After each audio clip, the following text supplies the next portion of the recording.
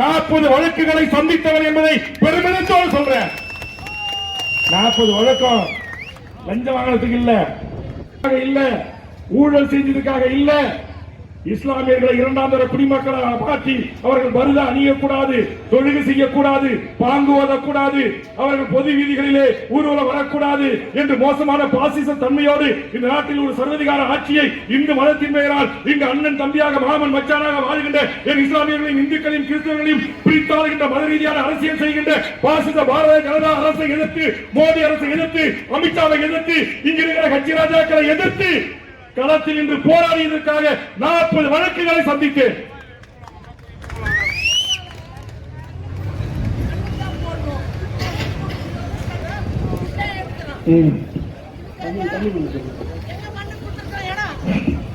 உட்காருங்க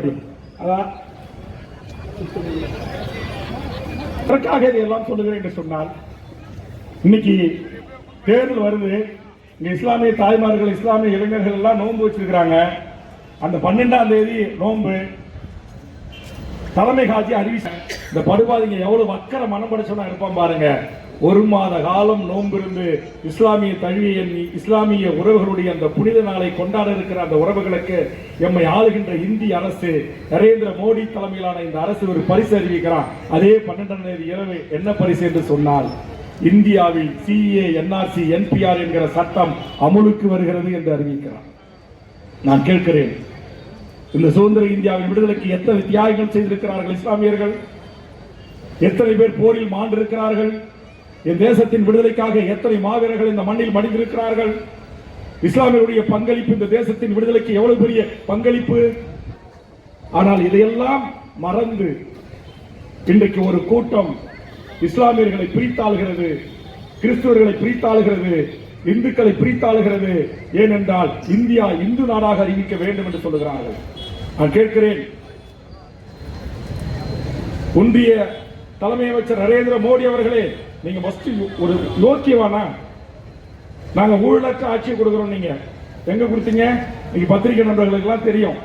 இன்னைக்கு தமிழ்நாட்டில் இருக்கிற ஒரு லாட்டரி மாற்றின்னு ஒருத்தவர், லாட்டரி சீட்டு விற்கிறவர், லாட்டரியே போர்ச்சடி, ஏமாற்று, மோசடி, நம்மால எல்லாம் டெய்லி போய் உழைச்சிக்க வேலைக்கு போய் சம்பாரிச்சு வீட்டுக்கு எடுத்து போற பணத்தை சுரண்டல்லையே கொண்டு போய் லாட்டரி கடைக்காரங்கிட்ட கொடுத்துக்கிட்டு இருந்தா, இந்த லாட்டரியை தமிழ்நாட்டில் ஒழிக்கணும்னு சொல்லி என் தாய்மார்களுடைய வீட்டுக்கு வர வேண்டிய வருமானத்தை அவர்களுடைய வீட்டுக்கு வர வேண்டும் என்று சொல்லி இந்த லாட்டரி என்கிற மிகப்பெரிய மாபியா கும்பல்களை எதிர்த்து தமிழ்நாட்டில் 2001 2006 வரையில் தொடர்ச்சியாக சட்டமன்றத்தில் சிறப்பு கவன ஈர்ப்பு தீர்மானங்களை கொண்டு வந்து தொடர்ச்சியாக அழுத்தம் கொடுத்து மறைந்த முதலமைச்சர் அம்மையார் ஜெயலலிதா அவர்களின் மூலமாக தமிழ்நாட்டில் லாட்டரியை ஒழிப்பதற்காக சட்ட திருத்தத்தை கொண்டு வர செய்தவன் வேல்முருகன் என்பது இருக்கிற எத்தனை தமிழர்களுக்கு தெரியும்? எத்தனை பேருக்கு தெரியும்? மார்டின் கிட்ட 1600 கோடி ரூபாய் தேர்தல் நன்கொடை வாங்கிருக்கிறான். பாண்டு எலெக்ஷன் பாண்டுல எத்தனாயிரம் கோடி? 11,000 கோடி. அம்பானி கிட்ட, அதானி கிட்ட, இந்தியன் கோயங்கா கிட்ட மோடி அவர் நேர்மையான ஊழலற்ற ஆட்சி கொடுக்கிறாராம். உச்ச நீதிமன்றம் தலைமை நீதியரசர் சந்திரசூட் தலைமையிலான உச்ச நீதிமன்ற நீதிபதிகள் காரி துப்பி இருக்கிறான். நம்மாலே யாராச்சும் கட்சிக்காரன் கிராமத்துல போய் ஒரு நன்கொடை புத்தகம் அடிச்சுட்டு போய் பக்கத்து கிருஷ்ணகிரிக்கு போறீங்கம்மா, கிருஷ்ணகிரி போனோம்னா கார் எடுத்து போனீங்கன்னா 100 ரூபா கொடுன்றான். திரும்ப அங்க இருக்கிற சொந்தக்காரங்க வீட்டுக்கு போயிட்டு திரும்ப வரணும், திரும்ப 100 ரூபா கொடுன்றான். இங்க இருக்கிற தமிழ்நாட்டில் இருக்கிற ஒரு 156 கட்சிகள், எல்லா கட்சிகளும் வாய்மூடி மௌனியாக இருந்தான். என்னுடைய ஊர்ல, என்னுடைய சாலையில நான் போறதுக்கு ஏண்டா உனக்கு ராப்பகல் வரி, ராப்பகலா பகல் கொள்ளடிக்கிற இந்த டோல்கேட்டுக்கு வரிகூடா இயக்கம் நடத்திய ஒரே கட்சி நம்முடைய தமிழக வாழ் உரிமை கட்சி தான். இன்னைய வரைக்கும் என் கட்சி டோல்கேட்ல வரி கொடுக்கல. அது ஒரு போராட்டமா அறிவிச்சேன். காவேரி மேலாண்மை வாரியம் அமைக்கின்ற வரையிலும் தமிழக வாழ் உரிமை கட்சி தமிழ்நாட்டில் எந்த சுங்கச்சாவடிகளிலும் சுங்கம் செலுத்தாது என்று அறிவித்தேன். அதற்காக வழக்குகளை சந்தித்தேன். நான் இருக்கிற பத்திரிகை நண்பர்கள், அரசியல் தெரிந்தவர்கள், அரசியல் புரிந்தவர்கள், பத்திரிகை படிக்கக்கூடியவர்கள், தொலைக்காட்சி பார்க்கக்கூடியவர்கள், நான் சொன்ன இந்த செய்திகளில் யாராவது மாற்றுக் கட்சி அரசியல் நண்பர்கள், யாராச்சும் ஒரே ஒரு நண்பர், நீங்க உண்மைக்கு மாறா இவ்வளவு பேர் மத்தியில பொய்யா சொல்றீங்க, லாட்டரி சட்டத்தை ஒழிக்கிறதுக்கு நீங்க சட்டமன்றத்தில் பேசுனீங்களா அப்படின்னு கேட்டா நான் பேசி கொண்டு வந்ததுதான் என்பதற்கு ஆதாரத்தை சட்டமன்ற பதிவேடுகளை காட்ட தயாராக இருக்கிறேன். இப்படி மக்களுக்கான பிரச்சனைகளை குறித்து ஏன் இந்த தொழிலாளர் சட்டம் ஒன்று கொண்டு வந்தாங்க. 18 மணி நேரம் 20 மணி நேரம் அந்த சட்டத்தை கொண்டு வந்த உடனேயே என் இருக்கையில் இருந்து எகிரி குதித்து முதலமைச்சர் ஸ்டாலின் அவருக்கு அருகாமையில் சென்று சொன்னேன், மாண்புமிகு தமிழ்நாடு முதலமைச்சர் அவர்களே, இந்த சட்டம் தொழிலாளர்கள் விரோத சட்டம், நாம் எடுத்து வைத்திருந்த கொள்கைக்கும் லட்சியத்திற்கும் நேர் எதிரான சட்டம், எமது தொழிலாளர்களுக்கும் போராடி பெற்ற 8 மணி நேரம் வேலை வாய்ப்பு என்கிற அந்த உரிமையை பறிக்கின்ற சட்டம்.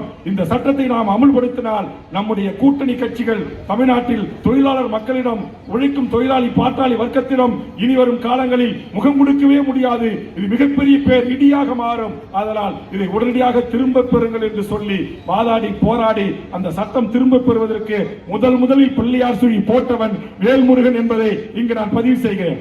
சாட்சி வேணும்னா உங்க ஒசூர் எம்எல்ஏ பிரகாஷ் இருக்காரு, அல்லது தளி எம்எல்ஏ ராமச்சந்திரன் இருக்கிறாரு, அவங்க எல்லாம் போய் கேட்டு தெரிஞ்சுக்க. நான் பொய்யா சொல்ல மாட்டேன். ஆக எதற்காக இதையெல்லாம் சொல்லுகிறேன் என்று சொன்னால், என் ஒசூர் மாநகரத்தில் வாழ்கின்ற என் அனைத்து வணிக பெருமக்களே, தாய்மார்களே, நண்பர்களே, இளைஞர்களே, இப்படி இந்த மண்ணுக்காக மக்களுக்காக குரலற்ற மக்களின் குரலாக உங்களுக்கு பட்டா இல்லையா, நான் தாங்க பேசுவேன். நரிக்குறவ மக்களுடைய பிரச்சனைக்கு தமிழ்நாடு சட்டமன்றத்தில் ஒரு எம்எல்ஏ பேசியிருக்கிறான் அப்படின்னா, காஞ்சிபுரத்தில் அந்த தலைவர்கள் எல்லாரையும் அழைச்சிக்கிட்டு போய் கலெக்டரை பார்த்து மனு கொடுத்திருக்கிறான்னு சொன்னான்னா, அவங்க துப்பாக்கி எல்லாம் பிடிக்கிறாங்க, அவங்களுக்கு எஸ்டி சர்டிபிகேட் தர மாட்டேன்றாங்க.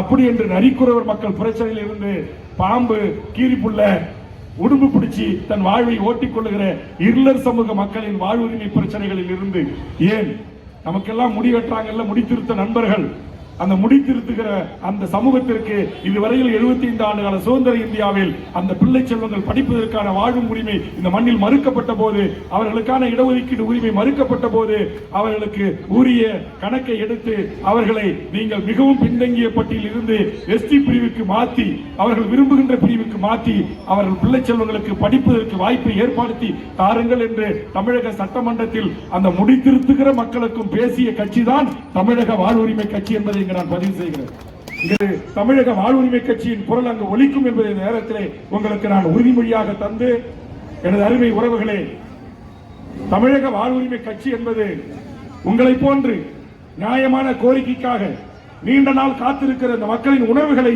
பிரதிபலிக்கிற ஒரு மறு வடிவமாகத்தான் சட்டமன்றத்தில் இருந்து பணிகள் இருந்து கொண்டிருக்கிறது. அதே மாதிரி துணி துவைக்கிறாங்கல்ல வண்ணார் சமூகம், அந்த வண்ணார் சமூகத்துக்கு இடஒதுக்கீடு கிடையாது. அவங்க எல்லாம் பிசி பட்டியல் இருக்கிறாங்க.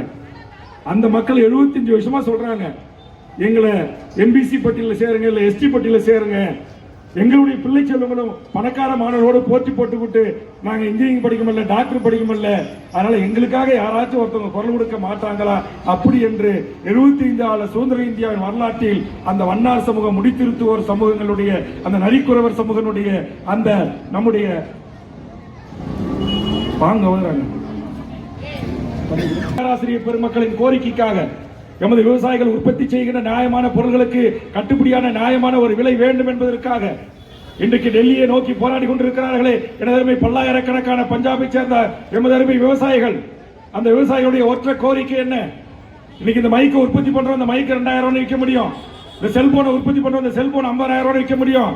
இங்க இருக்கிற இந்த ஸ்ட்ரீட் லைட் இது 500 விற்க முடியும். ஆனா விவசாயிகள் உற்பத்தி செய்கின்ற நெல்லுக்கோ, வேர்க்கடலைக்கோ, வாழைத்தாருக்கோ, காய்கறிகளுக்கோ, ஏன் ஒசூர் பகுதியில் விளைகிற தக்காளி, பூக்கள், இதுக்கெல்லாம் ஒரு கிலோ இவ்வளவுதான் நிரந்தரமா ஒரு கட்டுப்படியான நியாயமான விலை இருக்கா? இந்த நாட்டிலே தமிழ்நாட்டின் சட்டமன்றத்தில் விவசாயிகள் உற்பத்தி செய்கின்ற பொருட்களுக்கு நியாயமான கட்டுப்படியான விலை வேண்டும் என்று தொடர்ந்து தமிழக சட்டமன்றத்தில் ஆளுகிற அரசை நோக்கி விரல் நீட்டி கேள்வி கேட்கிறவனாக வேல்முருகன் இருக்கிறார். அதனால் தான் சொல்லுகிறேன், எனது அருமை கிருஷ்ணகிரி மாவட்டத்தில் இருக்கிற ஒசூர் மாநகர பகுதியில் வாழ்கின்ற என் அனைத்து உறவுகளே, நீங்கள் ஒரு அரசியல் கட்சியை தேர்வு செய்கிறீர்கள் என்று சொன்னால் ஒரு சினிமாவின்பால் ஈர்க்கப்பட்டு தேர்வு செய்யக்கூடாது, ஒரு மதத்தின்பால் ஈர்க்கப்பட்டு தேர்வு செய்யக்கூடாது, ஒரு சாதி பற்றின் காரணமாக ஈர்க்கப்பட்டு தேர்வு செய்யக்கூடாது. அந்த அரசியல் கட்சி நடத்துகிறவன் அந்த மக்களால் தேர்ந்தெடுக்கப்பட்ட ஒருவன். இந்த பொது சமூகத்தில் தமிழ்நாடு முழுவதும் வாழ்கின்ற 7 மக்களை திரட்டி இங்கே வாழ்கின்ற எமது தமிழ் மக்களை கர்நாடக வெறியர்கள் அடித்து துன்புறுத்தி விரட்டி அடித்த போது 5 திருமண மண்டபங்களிலே கைது செய்யப்பட்டு வழக்கை சந்தித்தவன் வேல்முருகன். என் அருமை தம்பி சபரி போன்றவர்களும், இங்கே இருக்கிற நெப்போலியன் போன்றவர்களும், சரவணன் போன்றவர்களும் இன்னும் எண்ணற்ற சீனியர் கட்சிக்காரர்கள் நம்முடைய தலைவர் ரமேஷ் போன்றவர்களும் என்னோடு அன்றைக்கு உடன் இருந்தார்கள். நான் எதற்காக இதையெல்லாம் சொல்லுகிறேன் என்று சொன்னார், ஒரு அரசியல் கட்சி நடத்துகின்ற ஒரு இயக்கம், ஒரு அரசியல் கட்சி அதனுடைய தலைவன் இந்த குரலற்ற மக்களின் வழிகளை உணர்ந்து அந்த உரிமை கிடைக்கின்ற வரையில் காலத்தில் இன்று போராட வேண்டும். அப்படிதான் தென்மனை ஆற்றின் குறுக்கே கர்நாடகத்தை சேர்ந்தவன் பல பத்திரிகை நண்பர்களுக்கு ஞாபகம் இருக்கும்னு நினைக்கிறேன், ராட்சச மோட்டரை வச்சு தண்ணியை உறிஞ்சான். அப்படி உறிஞ்ச போது எந்த கட்சியும் போராட்டத்துக்கு வரல, வேல்முருகன் தான் கிளம்பி வந்தான் ஒசூருக்கு. ஆயிரக்கணக்கான மக்களை திரட்டி நம்முடைய ஒசூர் பேருந்து நிலையத்திலே போராட்டங்களை நான் முன்னெடுத்தேன். அதற்கு பிறகு அன்றைய முதலமைச்சர் ஜெயலலிதா அமைச்சர் அவர்கள் அன்றைய அமைச்சர் பொதுப்பணித்துறை அமைச்சரை கர்நாடக அனுப்பி அந்த பம்பு ராட்சச மோட்டார்களை வைத்து உறிஞ்சி எடுக்கிற அந்த விவசாயிகளை அரசோடு பேச்சுவார்த்தை நடத்தி தமிழ்நாட்டுக்கு கிடைக்க வேண்டிய நியாயமான தண்ணீர் கிடைக்க மறுக்கிறது என்று அதை அகற்றுவதற்கு உத்தரவிட்டார்கள். ஆக என்னுடைய வாழ்வு என்பதும் என்னுடைய போராட்டம் என்பதும் ஏதாவது ஒரு கட்டத்தில் இந்த மக்களுக்கான பிரச்சனைகளுக்கு தீர்வு கண்டிருக்கிற ஒரு அரசியல் கட்சி தலைவனாக இந்த மண்ணில் நடந்து கொண்டிருக்கிறேன், நடமாடிக் கொண்டிருக்கிறேன். வெறுமனே மேடையில தோன்றி நான் அதை செய்வேன் இதை செய்வேன்னு வானத்தை வில்லா வளைப்பேன் அப்படின்னு பொய்யான வாக்குறுதிகள் கொடுக்க வரவில்லை. இங்கே வரி வந்து என்னை நம்பி இணைந்திருக்கிற இந்த இளைய தலைமுறை குடிப்பழக்கத்திற்கு அடிமை இல்லாமல், போதைக்கு அடிமை இல்லாமல் நம்முடைய பெற்று வளர்த்து ஆளாக்கிய நம்முடைய தாய் தந்தையர்களை மதிக்கக்கூடியவர்களாக, நாம் பெற்று வளர்த்து ஆளாக்கிய பிள்ளை செல்வங்களுக்கு நல்ல ஒரு திருமண வாழ்க்கை அமைத்து தரக்கூடிய தந்தையராக, நாம் பெற்று வளர்த்து இருக்கிற குழந்தை செல்வங்களுக்கு நல்ல ஒரு கல்வி கொடுக்கக்கூடிய தந்தையாக, ஒரு ஆரோக்கியமான வாழ்வை உருவாக்கி கொடுக்கிற தந்தையாக, இந்த சமூகத்தில் நடக்கிற தீங்கு பழக்கங்களில் இருந்து விடுபட்டு ஒரு மாற்று ஒரு நல்ல ஒரு படித்த பண்பட்ட புரிதல் உள்ள ஒரு சமூகமாக, எளியோரை கண்டால் உதவி செய்யக்கூடிய ஒரு சமூகமாக, சாதி வெறுப்பில்லாத சமூகமாக, மத வெறுப்பில்லாத ஒரு சமூகமாக, இஸ்லாமியர்களும் கிறிஸ்தவர்களும் இந்துக்களும் நாம் எல்லாம் ஒரு தாய் பிள்ளைகள் என்கிற அரவணைப்புள்ள ஒரு புதிய தலைமுறையாக இந்த மண்ணில் உருவாக வேண்டும் என்பதற்காகத்தான் வேல் முருகன் என்பவன் தமிழ்நாடு முழுவதும் வாழ்கின்ற அனைத்து மக்களையும் உள்ளடக்கி இன்றைக்கு தமிழக வாழ் உரிமை கட்சி என்கிற வாழ் உரிமை ஒரு காலம் பூமியில முளைவிட்டு முளைத்து வெளியே வந்து அதனுடைய ஆயுசு காலத்தை அது வாழ வேண்டும் என்பதற்காக பூமியை பிளந்து கொண்டு வெளியே வருகிறது. நாம் ஒரு உளுந்த போடுறோம், அந்த உளுந்து பயிர் பூமிக்கு அடியிலிருந்து பிளந்து செடியாக போராடி வெளியே வருகிறது. ஒரு பறவை, ஒரு செடி, கொடி, பூ, மலர், மனிதம், எல்லா உயிரினங்களும் வாழும் உரிமைக்காகத்தான் போராடுகிறது. அந்த அத்தனை உயிர்களின் வாழும் உரிமைக்காகத்தான் இன்றைக்கு தமிழக வாழ்வுரிமை கட்சி நஞ்சில்லாத உணவு, நோயில்லாத வாழ்வு, கடன் இல்லாத வாழ்க்கை என்கிற இயற்கை தத்துவத்தை ஏற்றுக்கொண்டு இந்த அரசியலை நாங்கள் முன்வைக்கிறோம். தமிழ்நாட்டில் எந்த அரசியல் கட்சி தலைவனும் ஐயன் திருவள்ளுவர் படத்தை கொள்கை தலைவரா போடல. எங்க கட்சியினுடைய கொள்கை தலைவர்களா கார்த்திக் படம் வச்சிருக்கிறாரு, பாருங்க. திருவள்ளுவர் படம், தந்தை பெரியார் படம், புரட்சியாளர் அம்பேத்கர் படம், சமத்துவ நாயகன் காரல் மார்க்ஸ் படம். ஆக ஒரு தத்துவத்தை, ஒரு சித்தாந்தத்தை, ஒரு கருத்தியலை ஏற்றுக்கொண்டு அரசியல் கட்சி செய்கிறோம். ஆதலால் எனது அருமை தமிழ் சமூகத்தின் இளையோரே, மாணவர்களே, இளைய தலைமுறையே, ஒரு சரியான புரிதலோடு லஞ்சம், லாவண்யம், ஊழல், காவல்துறை, கட்ட பஞ்சாயத்து, ரவுடிசியம், அடுத்தவன் நிலத்தை எழுதி வாங்குவது, அடுத்தவன் சொத்தை ஏமாற்றிக் கொள்வது என்று எந்த தீங்கும் செய்யாத ஒரு மாற்று அரசியலை இந்த மண்ணில் உருவாக்கி இந்த தமிழ் சமூகத்திற்கு போராட வேண்டும். அரசியல் அதிகாரத்தின் ஊடாக மட்டுமே எல்லாவற்றையும் நாம் சாதிக்க முடியும் என்கிற ஒரு சூழல் இருக்கிறது. அரசியல் அதிகாரம் இல்லாத போது எதையும் சாதிக்க முடியாது. இங்கே கூட தாய்மார்களின் சார்பாக உங்கள் கோரிக்கை மனுகள் என் கைகளுக்கு வரப்பட்டன. கடந்த முறை நான் அரசு உறுதிமொழி குழு தலைவராக வந்தபோது மாவட்ட ஆட்சித்தலைவரின் டிஆர்ஓ அவர்களையும், தாசில்தார் அவர்களையும், ஆர்டிஓ அவர்களையும் அழைத்து 50 ஆண்டு காலமாக இருக்கிற இந்த மக்களுக்கு ஏன் இன்னும் பட்டா தரவில்லை என்று நான் கேள்வி எழுப்பினேன். அப்படி கேள்வி எழுப்பிட்டவர்கள் நீர்நிலைகள் இருக்கிறார்கள் என்று சொன்னபோது நான் சொன்னேன், இவர்கள் அனுமதி இல்லாமல் இவர்களுக்கு மாற்று ஒரிஜினல் விரும்புகிற இடத்தில் பட்டா இடம் தராமல், மாற்று இடத்தை அவர்களுக்கு அளந்து விடாமல், அல்லது அவர்களுக்கு இலவசமாக அடுக்குமாடி குடியிருப்புகளை இந்த மக்கள் விரும்புகிற இடத்தில் கட்டி இலவசமாக அமர்த்தாமல் இந்த அரசு இந்த மக்களை ஒருபோதும் கை வைக்க கூடாது என்று இந்த மாவட்ட ஆட்சித்தலைவருக்கு நான் பரிந்துரை செய்கிறேன் என்று சொன்னால் அது அரசியல் அதிகாரம். இன்னைக்கு நான் வந்தேன், பத்திரிகை நண்பர்களுக்கு தெரியும், தனியா என் கார்ல வந்தேன். இதே 3 மாசத்துக்கு முன்னாடி வந்தேன். முன்னாடி கலெக்டர், முன்னாடி எஸ்பி, முன்னாடி டிஆர்ஓ, முன்னாடி ஆர்டிஓ, முன்னாடி தாசில்தார், முன்னாடி இன்ஸ்பெக்டர், பின்னாடி இன்ஸ்பெக்டர், இந்த பிடிஓ, அந்த பிடிஓ, ஒரு 50 கார்ல எல்லா உயரதிகாரிகளும் புடைசூழ வந்தார்கள். இங்கே விவசாயிகளுக்காக தொடங்கப்பட்ட மலர் கண்காட்சி மண்டபம் கட்டிப்பட்டு மக்கள் பயன்பாட்டுக்கு வராமல் இருக்கிறது. சந்தை பயன்பாட்டுக்கு வராமல் இருக்கிறது. பாதாள சாக்கடை திட்டம் பயன்பாட்டுக்கு வராமல் இருக்கிறது. ஓசூர் பேருந்து நிலையத்திலே இன்னைக்கும் அந்த பேருந்து நிலையம் நாத்தமடித்து கிடக்கிறது. இதையெல்லாம் செப்பனிட வேண்டும், இதையெல்லாம் தூர்வார வேண்டும், இதையெல்லாம் சுத்தப்படுத்த வேண்டும் என்று அரசு அதிகாரிகளை அழைத்து உத்தரவு போடுகிறேன் என்று சொன்னால் அந்த அரசு அதிகாரம் அரசியல் அதிகாரம். ஆக அந்த அரசு அதிகாரம் அரசியல் அதிகாரம் என்பது ஊழல் செய்யக்கூடியவன். நான் கேட்கிறேங்க, நான் இருக்கிறேன், எனக்கு இருக்க ஒரு வீடு இருக்கு, பயணிக்க ஒரு கார் இருக்கு, போட்டுக்கிறது பேண்ட் சட்டை இருக்கு, அல்லது என்னை நம்பி வந்த என் கட்சி தொண்டனுக்கு வீட்டில் உட்கார வச்சு ஒரு சோறு போடுறதுக்கோ ஒரு டீ காப்பி கொடுக்கறதுக்கோ வசதி இருக்கு. இதுக்கு மேல வேற என்னங்க வேணும்? ஆனா இந்த நாட்டை ஆண்ட ஆட்சியாளர்கள் எல்லாம் 5000 கோடி 10,000 கோடி 1000 கோடி 2000 கோடி 500 கோடி ஊழல், குடும்பத்தோட நீதிமன்றத்துக்கு ஊழல் வழக்குக்கு ஏறுறாங்க அப்படின்றான். சரி, இப்படிதான் இருக்குது மாநில அரசுன்னு பார்த்தா, மோடி வந்தா நான் ஊழலை ஒழிப்பேன், 56 இன்ச்சு மார்பு கொண்டவன் நானே, நேர்மையான அரசு நடத்துவாரு. இன்னைக்கு அவருடைய வண்டவாளத்தை சந்திரசூட்டு இன்னைக்கு தண்டவாளத்துல ஏத்துறாருங்க. 11,000 கோடி ரைட் ராயலா முதல் நாள் ஈடி உள்ள போறான், இன்கம் டாக்ஸ் உள்ள போறான், மறுநாள் உடனே மோடிக்கு பிஜேபி சுட்டு கொண்டானே வேதாந்தா நிறுவனம் கொடுத்திருக்கிறான் 400 கோடிய சுரண்டல் நாட்டு நேரத்துல மாற்றி 1600 கோடியா கொடுத்திருக்கிறான். என் மக்களுக்கு வெறும் 60 லட்சம் ரூபாய் போட்டா என் மக்களுக்கு வீடு கட்டி கொடுக்கலாம். ஒரு 6 பேருக்கு 6 10 60. இங்க இருக்கிற இந்த ராம்நகர்ல என்ன ஒரு 500 குடும்பம் இருக்குமா? 500 குடும்பத்துக்கு ஒரு 10 லட்சம் ரூபாய் ஒரு வீடு போட்டா எத்தனை கோடி ஆக போகுது? எத்தனை கோடி ஆக போகுது சொல்லுங்க? ஒரு 50 கோடி. ஆனா இதுக்கு நாட்டுல சட்டம் இல்ல, திட்டம் இல்ல. ஆனா டோல்கேட் போடுறவங்க பணம், ரோடு போடுறவங்க பணம், சேனல் அமைக்கிறவங்க பணம், சாலை போடுறவங்க பணம், ஹெலிகாப்டர் வாங்குறதுல ஒரு முறைகேடுல, ராணுவ பீரங்கி வாங்குறதுல முறைகேடு, இதெல்லாம் செய்கிற பெரு நிறுவனத்துக்கிட்ட 20% 30%, 10,000 கோடி உனக்கு ப்ராஜெக்ட் ஒர்க் 1000 கோடி அக்கௌண்ட்ல போடு, உனக்கு 20,000 கோடி சாலை திட்டம், நிதின் கட்காரி எனக்கு 2000 கோடி போடு. இப்படி கொள்ளையடித்து வச்சிருக்கிறீர்களே, இந்த பணத்தை எல்லாம் உச்சநீதிமன்ற தலைமை நீதியரசர் அவர்களே, உங்களை இங்கிருந்து கைகூப்பி கேட்கிறேன். வரலாற்று சிறப்புமிக்க தீர்ப்புகளை வழங்குகிற நீங்கள் இந்த 12,000 கோடி எலக்ட்ரோல் பாண்டின் மூலமாக மக்கள் பணத்தை இன்றைக்கு ஏதோ ஒரு பெரும் நிறுவனங்கள் இன்றைக்கு கொள்ளையடித்து லஞ்சமாக தந்திருக்கிறார்களே. இந்த நாட்டில் போட வேண்டிய சாலை ஒழுங்கா இல்ல, லைட் ஒழுங்கா எரியல, பள்ளிக்கூடம் ஒழுங்கா கட்டல, பால்வாடி ஒழுங்கா கட்டல, தேசிய நெடுஞ்சாலைகள் ஒழுங்கா இல்ல, பெரும் பாலங்கள் இடிஞ்சு உழுது, பொதுமக்கள் சாலை அப்படியே ரோட்ல இருந்து கையாலே பேத்து பரட்டி எடுத்து காட்டுறான், வீடியோ போட்டு காட்டுறான், யூடியூப்ல போட்டு காட்டுறான். இப்படி எல்லாம் தரமற்ற சாலைகளும் தரமற்ற கட்டுமான நிறுவனங்களும் ஆர்பர்களும் விமான நிலையங்களும், சென்னை விமான நிலையம் எத்தனை முறை இடிஞ்சு வந்திருக்கிறாங்க யாருக்காச்சும் தெரியுமா? இதுவரையிலும் நூற்றுக்கணக்கான முறை சென்னை விமான நிலையம், மோடி அரசு கட்டிய விமான நிலையம் இடிஞ்சு விழுந்திருக்கு. உண்மையா பொய்யா? என் பத்திரிகை நண்பர்களே சொல்லுங்க. விமான நிலையம் கட்டணவன் 1000 கோடி நன்கொடை, அப்புறம் எப்படி விமான நிலையம் ஒழுங்கா கட்டுவான்?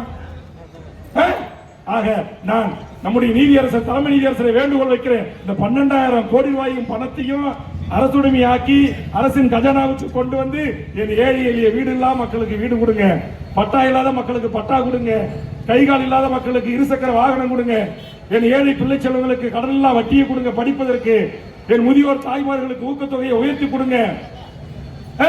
இதெல்லாம் கொடுக்க மாட்டான். சிலிண்டர் விலை என்ன ஆமா? இன்னைக்கு சிலிண்டர் எவ்வளவு? இன்னைக்கு ஒண்ணு 1000 ரூபாய். 10 வருஷத்துக்கு முன்னாடி எவ்வளவு இருந்துச்சு? 400 ரூபாய். பெட்ரோல் என்ன விலை? டீசல் என்ன விலை? அரிசி என்ன விலை? பருப்பு என்ன விலை? புளி என்ன விலை? மண்ணெண்ணெய் என்ன விலை? 1 கிலோ சக்கரை என்ன விலை? மோடி வந்து மாற்றம் தரப்போறான்னு என்ன மாற்றத்தை கொடுத்தாரு? எல்லா அக்கௌண்ட்லயும் நான் 5 லட்சம் ரூபாய் போடுவேன்னாரு. சுவிஸ் வங்கியில் இருக்கிற பணத்தை எல்லாம் மீட்டு கொண்டு வந்து இந்திய நாட்டின் ஒவ்வொரு அக்கௌண்ட் கணக்கு வச்சிருக்கிற பாஸ்புக் வச்சிருக்கிற எல்லாரும் குடும்ப அக்கௌண்ட்லயே 5 லட்சம் போடுறாரு. வெறும் 5 பைசா போட்டாரா? ஜிஎஸ்டி அருமை நண்பர் சொல்றாரு, தெளிவா இருக்கிறார் அவரு. ஜிஎஸ்டி டெல்லியில உட்காந்துக்கிட்டு நம்ம வரியெல்லாம் வாங்கி வசூல் பண்ணி அங்க எடுத்து போய் வச்சுப்பாரு. இங்க ஒரு மழை வந்தா, ஒரு வெள்ளம் வந்தா, ஒரு புயல் அடிச்சா 1 பைசா நமக்கு உண்டா?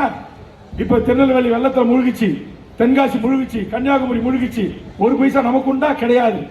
ஆனா நம்ம முதலமைச்சர் ஸ்டாலின் 500 கோடி கொடுத்தாரு, அவர்கிட்ட இருந்துச்சு அவ்வளவுதான். இன்னைக்கு நம்முடைய பெண்களுக்கு எல்லாம் அறிவிச்சாரு மாதம் 1000 ரூபாய் தருவோம்னு. ஆனா ஆட்சிக்கு வந்தா தர முடியல 2 வருஷமா. ஏன்? கஜானாவில் ஒண்ணும் இல்ல, 8 லட்சம் கோடி கடன். இங்க இருந்து வரியை போற என் நண்பர் சொல்ற மாதிரி எல்லா ஜிஎஸ்டி வரியும் வசூல் செய்ய கொண்டு போய் மோடி கொண்டு போய் வச்சுக்கிட்டாரு. மோடி வச்சுக்கிட்டாரு. ஆனா மாநில அரசுக்கு எதுவுமே தரல, தமிழ்நாட்டுக்கு எதுவுமே தரல. இன்னைக்கு கிட்டத்தட்ட 40,000 கோடி ஜிஎஸ்டி வரி வருவாய் நமக்கு தரணும். எங்க கொடுக்கிறாரு? தரலையே.